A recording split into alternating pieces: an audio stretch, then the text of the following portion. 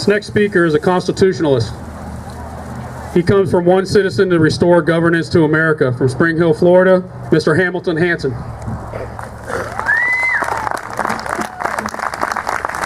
Hello, America!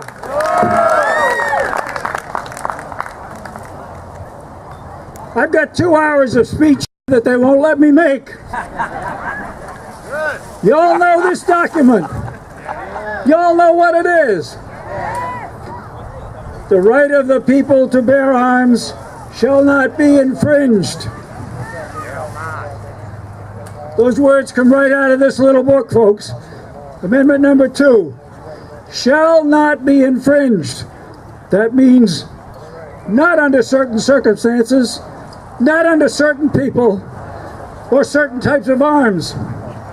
Shall not be infringed. According to my dictionaries, infringe means defeat, frustrate, encroach upon, and trespass. Shall not infringe says, don't touch ye my weapons.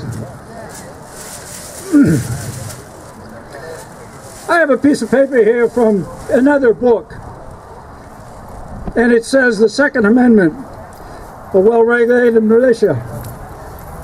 In spite of the extensive recent discussion and much legislative action with respect to regulation of the purchase, possession, and transportation of arms. Okay, isn't that an interesting book? Let me tell you something. This says the United States Constitution. That's our book. This book is Congress's book. It's dated 2002. All of the opinions, court cases, this was given to us by a U.S. congressperson a number of years ago. 2,000 pages of what the U.S. Congress uses as opposed to what we use. This is the book that is the Congress's version of the U.S. Constitution. Now, I could read you what Amendment 2 is in that book. It's a long bunch of words.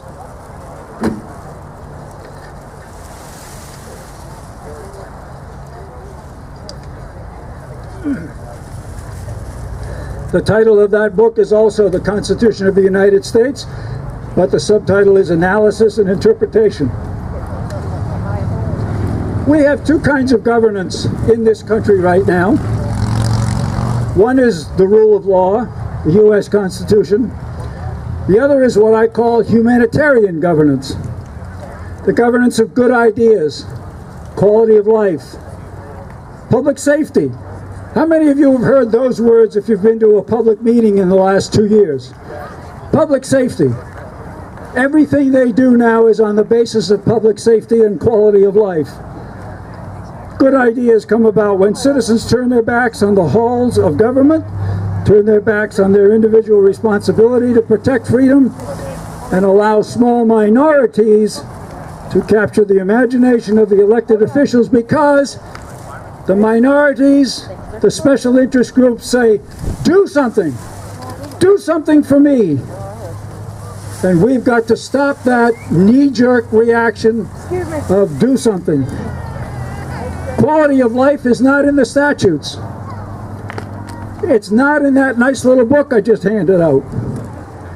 But our governments stand firmly on the basis of public safety, because the minority groups, the special interest groups, are saying, do something for me, do something, because we want some special favors. Now, folks, we the people, this shirt right here, we the people, we're the ones who control our governance. It is time for we the people to take back the country. The only way we can do that, the only way we can take back our country, is to elect more faithful representatives. Without moral, ethical people in our halls of government, we will have this continuation of humanitarian governance, special interest, do something, quality of life, public safety activities. That's what has taken us down the road. That's what's given us a $16 trillion debt. So the first words of the Constitution are "we the people." Who is we the people? Who is we the people? It is time for you and me and everybody to get our noses in our governments and start telling our representatives what we want, not what the minorities and the special interest groups want. They need to know what we want, and we've got to put our noses in their faces and make sure that they understand. Who runs this country? We the people. Who runs the country?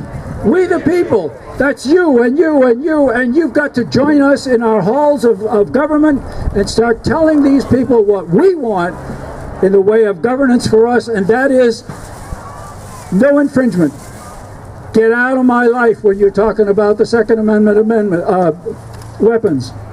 Get out of it. No infringing on me. I'm a free citizen in this country. Who runs the country? God bless America.